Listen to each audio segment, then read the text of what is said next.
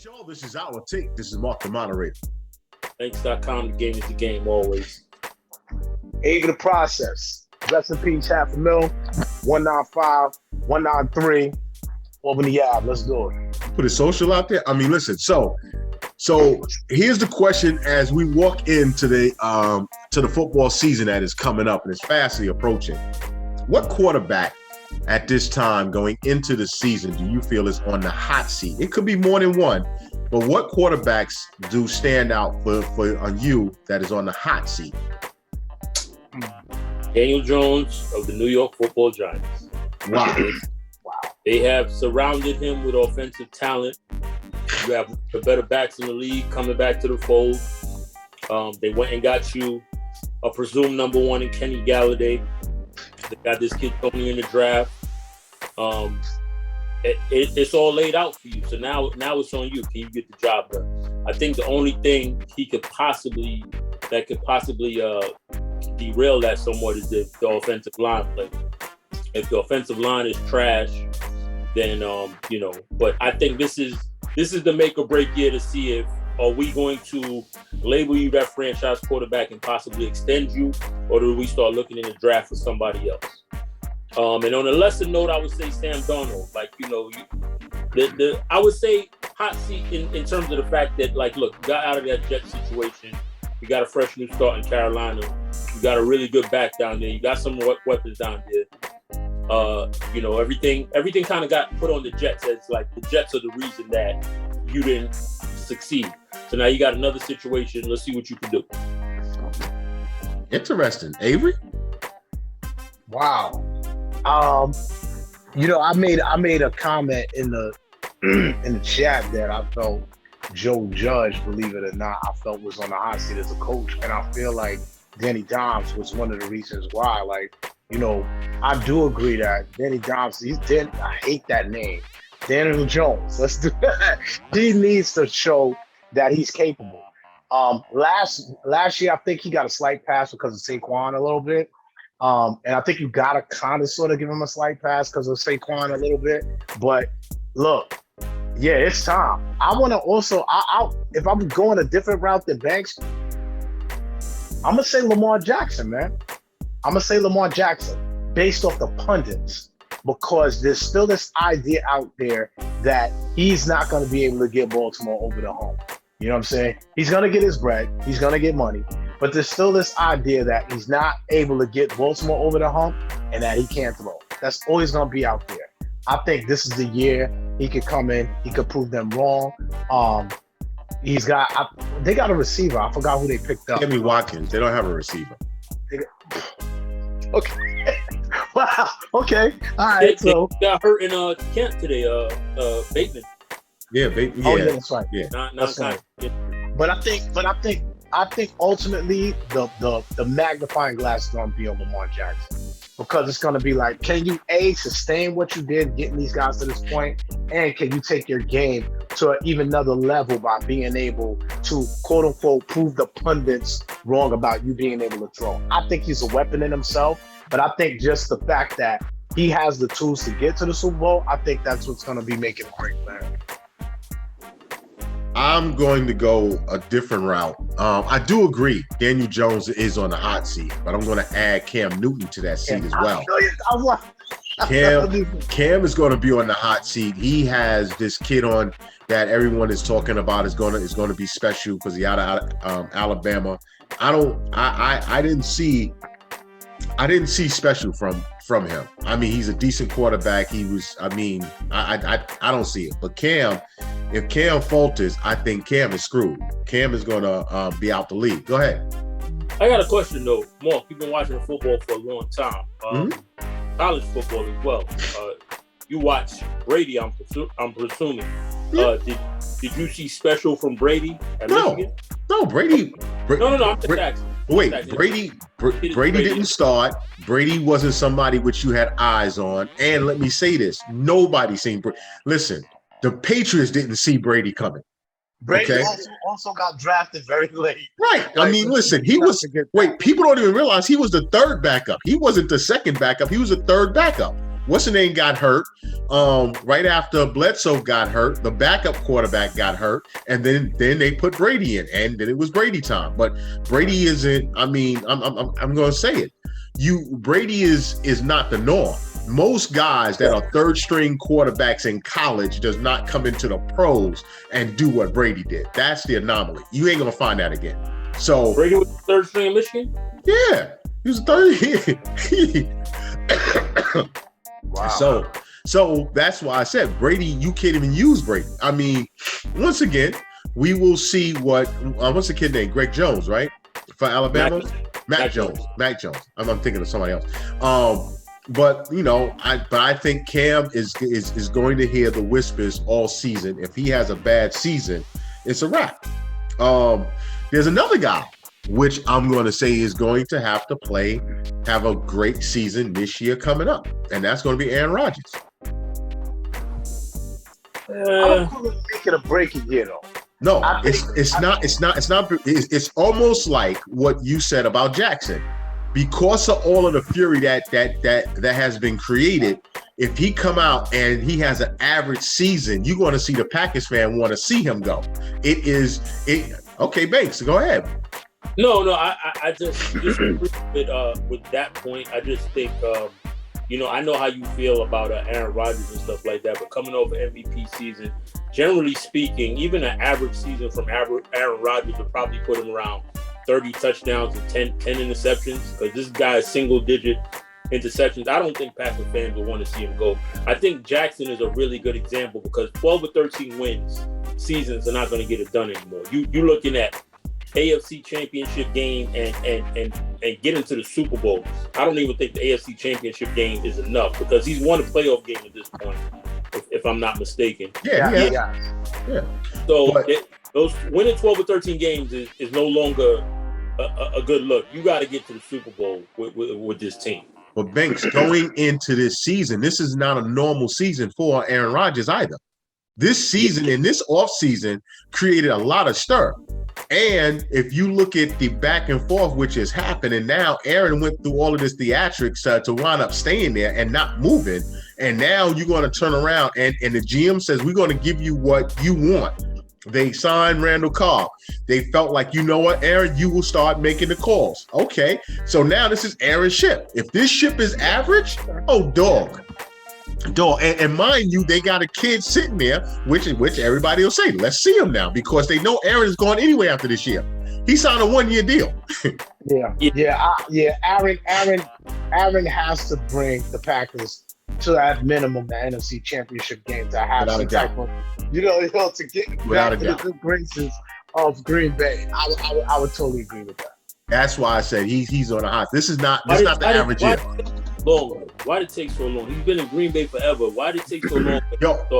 Only thing that I'm going to say is this: Jermichael Finley, the ex-Packer tight end, was on ESPN, and if you can just search what he said about Aaron Rodgers, he kept it real. He's like, this is this dude's personality. This is how he acts. And if you notice something, certain quarterbacks in Green Bay act this way. I don't know why, but he brought it out. And Finley said that, kid, he's not surprised at this at all from Aaron Rodgers, and he played with him. Just getting off topic slightly, but continuing what you're saying, I just think, listen, when you have a quarterback like this, who many consider special, most of us consider special, Mark doesn't. You go all out to try to get him. You try to get him that Super Bowl. You don't waste picks on other quarterbacks and stuff like that. They've never drafted a receiver in the first round. I mean, I think some of the things that they've done in the front office in Green Bay is glaring, to say the least. Not to say that Rodgers is right, because Rodgers does appear to be a diva, but you have what many consider generational talent. Why are you not going all out to surround him with enough talent to try to win that Super Bowl? Let me explain it to you. The only thing that I can possibly say without being in the room, there's something of a disconnect between a dude that's been there 17 years now, that's been in this organization for all that time, and the GM, the owner, isn't listening to you. At the end of the day, there's something there. So we don't know what it is, of course, but at the end of the day, they felt that they needed to build a defense over giving him weapons, I guess. But But the way Aaron Rodgers handled this whole situation is ugly.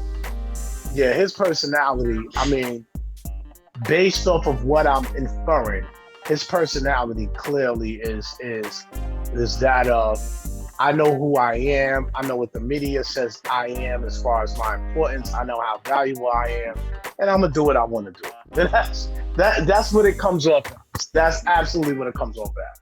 I mean, if you listen to what he says, though, as much as it sounded arrogant, he's not wrong. Green Bay's not a destination. People are going to Green Bay to play with Aaron Rodgers and possibly win a Super Bowl. They're not going to Green Bay because it's a. There's nobody going there. Yeah, I know. But if you are going to Green Bay, if you do decide to go to Green Bay as a free agent, you're going so you can play with Aaron Rodgers. But Banks, let me say this to you, and I'm going to throw it out there.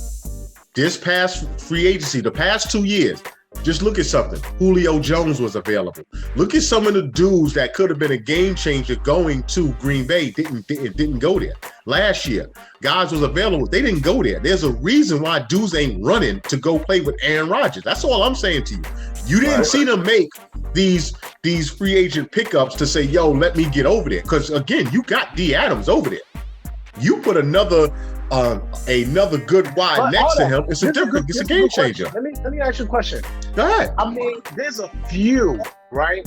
But how many players are actually going to, in the NFL particularly, how many players are actually going to teams because of other players in the NFL? Julio Jones went to the Titans because of A.J. Brown. He put it out there. Is that what I'm saying? He was recruited. Is that the norm, or you know what I mean? Hold on. If you want to talk about it, think about some of the moves which we've seen over time. Guys has pushed themselves to, we knew where they were going because that's the destination that they wanted. Stephon Diggs. What did Stephon Diggs say? He wanted to go to Buffalo. That's where he wanted there to go. So again, my point is, did he go there all for the players or did he go there because of the coaches? That's all I'm asking. I'm trying to figure that out. Listen, that I can't answer that question. Only thing that I can say is that when they put it out there where they want to go, where their landing destinations are, they seem to land there. It ain't Green Bay.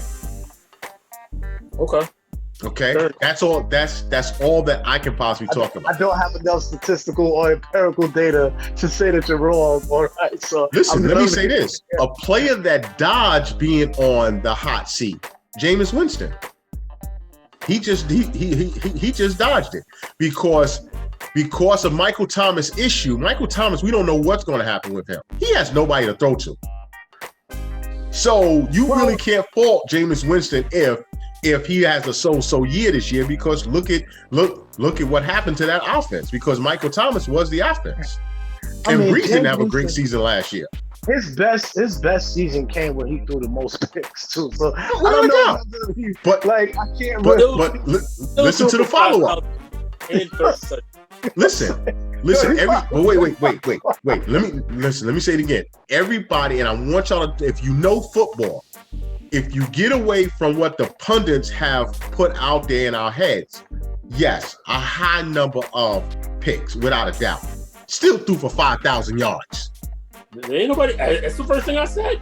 I just said that. 5,000 yards. You can't, and people poo that kid. You ain't throwing. No one else is throwing 5,000. I don't care how many to throw that many picks and still get 5,000 yards in a brand new offense.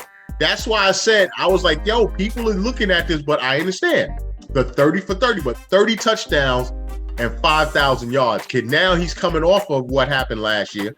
Now this would have been the year to show what he really has with the Saints, with the coach which he has, and now you don't have Michael Thomas. That sucks. Yeah, it does suck, but I still think he's going to have a good year. I think being under the tutelage of one of the best quarterbacks, Sean Payton, it should be being with a coach that's quarterback friendly. Just if you see the talent with Winston, if we could just tweak that decision making a little bit, you might have the Saints might have caught lightning in the bottle, but we'll see. It's possible, but without weapons, in football, if you ain't got weapons, it makes it much harder, kid. The schemes is much different. It makes it much harder. And like I said, Michael Thomas' situation makes it harder for him. I'm just naming out the quarterbacks that I see that I see is on the hot seat. There's another kid. I don't think Winston's on the hot seat, but Okay. Yeah, I don't think so. I got you. Another kid is Tua. Yeah. Tua. Yeah, I think Tua might be, because he was definitely hyped as, tank for Tua and all this. The Dolphins got their guy, and truthfully, the Dolphins themselves don't even necessarily seem that impressed with the kid. They're kind of like, You about to see? He got some weapons around him. They made some moves this offseason. They got a good coach. You know what's crazy though? And this is what Brian Torres. Yeah, I think y'all heard me say this before. Like, it's so crazy how we throw these kids in the fire off the bat. Like, there is no waiting, nothing. No. Like Tua didn't start, Abe, if you remember. No. But Patrick started. I got you. But traditionally, if we're talking about guys going in second year, there's not this much pressure on them. It's not. It's a new world. Created pressure. World, man. Listen, yo, you get drafted, I need to come right in and created pressure. But you came from the SEC. You came from what many consider a pro-style offense. You are projected to be one of the better quarterbacks in the draft. You were projected to be the number one pick, if not that injury. Right. Yo, you got to show and prove, man. You got to show and prove. There has to be something. Before we end, I'm going to throw out another name that I think his time is this year. If he doesn't do it, his time is over, and that's Kirk Cousins. If Kirk Cousins does not have a stellar year this year, he's done in Minnesota. Didn't his 3 years pass? His 3 years fully guaranteed? He's going into his free agency year this year. He's a free agent after the season. I thought that was 3 years already. Oh, this is the third fully guaranteed? This is it. Oh, yeah, he's done. He's done. Yeah, that's why I say he's another one. Damn. He just created generational wealth. Like, it doesn't even matter. Yo, he beat the system. He stuck up the system. He's like, yo, give me all the loot. He robbed them. Bet on himself. All right, y'all. This is our take, man. Peace out. We'll be right back.